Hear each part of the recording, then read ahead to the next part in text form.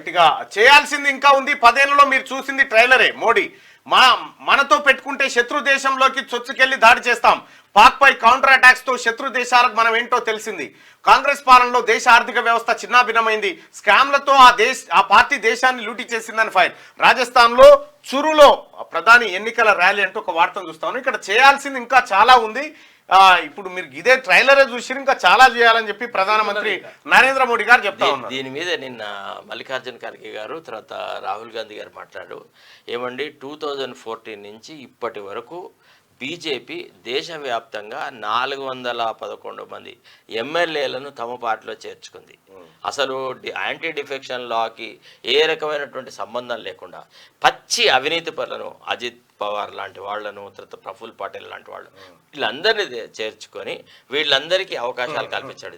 ఎంతో మంది ప్రతిపక్ష నాయకులను ఈడీతోని అరెస్టులు చేసేసి నానా యాగి చేసినారు. ఈనాడు ఢిల్లీ ముఖ్యమంత్రి ఒక అధికారంలో ఉంటే ఒక ముఖ్యమంత్రిని జైల్లో పెట్టడము, తర్వాత జార్ఖండ్ ముఖ్యమంత్రిని పెట్టడం, ఇగో ఈ అరాచక శక్తులను ఈ అరాచకమైన పనులు చేయడంలో నీదే గ్రేట్. ఇంకా నువ్వు అధికారంలోకి వస్తే ఇంకా ఇట్లాంటి పనులే చేస్తావా అని నేను వాళ్ళు ప్రశ్న. అంతే, మనతో పెట్టుకుంటే శత్రు దేశంలోకి చొచ్చుకెళ్ళి దాడి చేస్తామని చెప్తా ఉన్నారు. నేను ఒక మాట చెప్పదలుచుకున్నా ప్రధానమంత్రి నరేంద్ర మోడీ గారి వ్యాఖ్యల పైన. నువ్వు పుట్టక ముందుకే ఆ దేశం మీద దాడి చేసి వచ్చింది కాంగ్రెస్ పార్టీ. ఎగ్జాక్ట్లీ నువ్వు పుట్టక ముందుకే ఆ దేశాన్ని చేతులు కట్టేసి ఆడ కూర్చుండబెట్టి వచ్చింది ఇందిరాగాంధీ. ఇప్పుడు మీరు వచ్చిన తర్వాత మీరు చూడండి, వాజ్పేయి గారు ఉన్నప్పుడు భారతీయ జనతా పార్టీ అధికారంలో ఉన్నప్పుడే ఉగ్రదాడులు. ఇప్పుడు కొత్త నినాదాన్ని తీసుకొచ్చిరు. ఆ నినాదం ఏంటంటే కాంగ్రెస్ పార్టీ మరి ఎవరు తీసుకొచ్చిరో రాముణ్ణి మొక్కుడే బీజేపీని తొక్కుడే. కరెక్ట్, రాముణ్ణి మొక్కుడే. రాముడు బీజేపీని తొక్కుడే, సొంత ఆస్తి కాదు. ఇప్పుడు వాల్మీకియే రామాయణంలో ఒక గొప్ప విషయం చెప్పినాడు. రామో విగ్రహవాన్ పూజ్యతే అన్నాడు.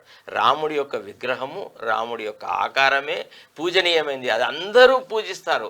రాముడు ఏదైతే మర్యాదని సమాజంలో నెలకొల్పినాడో దాని పట్ల అందరికీ ఆదరణ ఉంది, ప్రేమ ఉంది. కానీ రాముడు ఈవెన్ ముస్లిమ్స్ ఇష్టపడతారండి. చాలా మంది యూపీలో ఉన్నటువంటి వాళ్ళు ముస్లిమ్స్ కూడా అరే రామ్కి రాజ్ హోనా చాహియే అని అంటారు. మీరు ఒక్కసారి మీరు భారతీయ జనతా పార్టీ ఏం పనులు చేస్తుందో ఒక్కసారి మీకు ఆ లింక్ మీకు ఇది వీలైతే ఒక్కసారి ఇది చూడండి. ధ్రువ్ రాటే ఎక్స్పోజ్ చేసినాడు దీన్ని.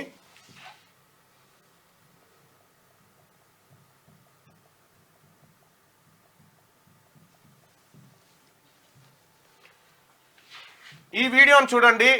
వీలైతే ఈ వీడియోను మీరు పరిశీలించండి. Bharatiya Janata party IT cell ఎటువంటి ప్రాపకాండ చేస్తుందో అది అసలు వీళ్ళకు సంబంధం. ముస్లిం పేజీలను వీళ్ళే నడిపిస్తారట. ఇది ఎవరో చెప్తుంది కాదు, అదే ఐటీ సెల్లో పనిచేసి బయటికి వచ్చినటువంటి ఒక అబ్బాయి ఇదేందిరా నాయన ఇదెక్కడి కథ అంటే లేని సమస్యను సృష్టించి ప్రజల మధ్య మతాలుగా విడగొట్టి మొత్తం ఇదే కథ. అయితే దీన్ని వీళ్ళ టార్గెట్ ఏందట అంటే భారతదేశాన్ని 1818 నాటి భారతదేశానికి తీసుకుపోన్నట. సనాతన ఇది ఓల్డ్ ఇతనే వికాస్ పాండే అని చెప్పి ఇతనే ఏంది ఏ వాసు కూర్చో. అయితే ఇక్కడ వికాస్ పాండే అనేటువంటి ఈ వ్యక్తి బీజేపీ ఐటీ సెల్లో పనిచేసినటువంటి వ్యక్తి. మీరు ఎప్పుడైనా యూట్యూబ్ లో అవకాశం ఉంటే చూడండి, BJP IT cell insider interview with Dhruv Rathee. ఈ ఇంటర్వ్యూ చూడండి, మీకు కంప్లీట్ గా పిక్చర్ అర్థమైపోతుంది. భారతీయ జనతా పార్టీ ఇప్పటి వరకు చేస్తుంది ఏంది, ఏం చేసింది, దాని వ్యవహారం ఎట్లుంటది అనేది చూస్తే ఇంకా దీంట్లో ఇగో భారతీయ సూపర్ 150 అని ఉంటుందట. సూపర్ 150 అంటే సోషల్ మీడియాలో భారతీయ జనతా పార్టీకి అనుకూలంగా పనిచేసేటువంటి సూపర్ 150 టీంను ప్రధానమంత్రి నరేంద్ర మోడీ గారు మాత్రం కలిసట వాళ్ళని. వీళ్ళ ట్విట్టర్లలో అబ్యూజివ్ లాంగ్వేజ్ యూజ్ చేసేటువంటి వ్యక్తులు వీళ్ళు. ఇట్లా ఆధారాలతో సహా ధ్రువ్ రాటే తీసుకొచ్చినాడు. ఇంకా అదే కాదు, వీళ్ళు ఏం చేస్తారంటే కుల మతాల పంచాయతీలు ఎట్లా పెట్టాలి, ఎక్కడెక్కడ చేయాలి, ఏ దాన్ని ట్రెండింగ్లోకి తేవాలి, ప్రాపగాండా ఎట్లా చేయాలి. ఇక్కడ కనిపిస్తున్నటువంటి Indian army fans club, Indian support Indian army, ఇవన్నీ భారతీయ జనతా పార్టీ, దీనికి ఆర్మీకి సంబంధం లేదు. వీళ్ళే నిర్వహిస్తారు. వీళ్ళే నిర్వహించి please close the door. Correct. ఇవన్నిటిని భారతీయ జనతా పార్టీ నిర్వహించి ఏం చేస్తారంటే ఆర్మీ మొత్తం వీళ్ళ సొంతమైనట్టుగా, రాముడు మొత్తం వీళ్ళ సొంతమైనట్టుగా. అసలు భారతీయ జనతా పార్టీకి ఆర్మీకి సంబంధం లేదు, భారతీయ జనతా పార్టీకి రామునికి సంబంధం లేదు. ఇది రాముడు అందరి వాడు, భారత సైన్యం ఈ భారతదేశ ఆస్తి. ఇటీవల కాలంలో ఆర్మీలో రాజకీయాలు చొప్పిస్తున్నారు. పుల్వామా దాడి తర్వాత సత్పాల్ మలిక్ ఏదైతే విషయం చెప్పినాడో, అంత పెద్ద ఆర్మీ జవాన్లని రోడ్డు మార్గం ద్వారా తీసుకురావడం వల్ల ఎక్స్ట్రీమిస్టులు వాళ్ళ మీద అటాక్ చేసేసి జమ్మూ కాశ్మీర్ గవర్నర్ చెప్తున్నటువంటి మాట ఎంత భయంకరమైందంటే, అసలు వాళ్ళని ఎయిర్ లిఫ్ట్ చేయాల్సినటువంటి జవాన్లని రోడ్డు మార్గం ద్వారా తీసుకొచ్చి కనీసం పెట్రోలింగ్, అంబుష్ లాంటి వ్యవహారాలు ఏం చేయకుండా వాళ్ళ చావు కారణమైంది భారత ప్రభుత్వమే అని ఆయన జమ్మూ కాశ్మీర్ గవర్నర్ చెప్తే, ఇదే అంశాన్ని నరేంద్ర మోడీ గారికి ఆయన విన్నవించుకుంటే, నువ్వు ఆ మాట మాట్లాడొద్దన్నాడు. నువ్వు ఆ మాట మాట్లాడకు, మన పార్టీ మేము దాన్ని ఉపయోగించుకుంటాము భవిష్యత్తులో అని చెప్పి అజిత్ దోవల్ వీళ్ళంతా చెప్పేసేసి పుల్వామా దాడి బేసిస్ మీదనే 2018లో గెలిచారు. తర్వాత దాన్ని రకరకాలుగా వాడుకుంటున్నారు.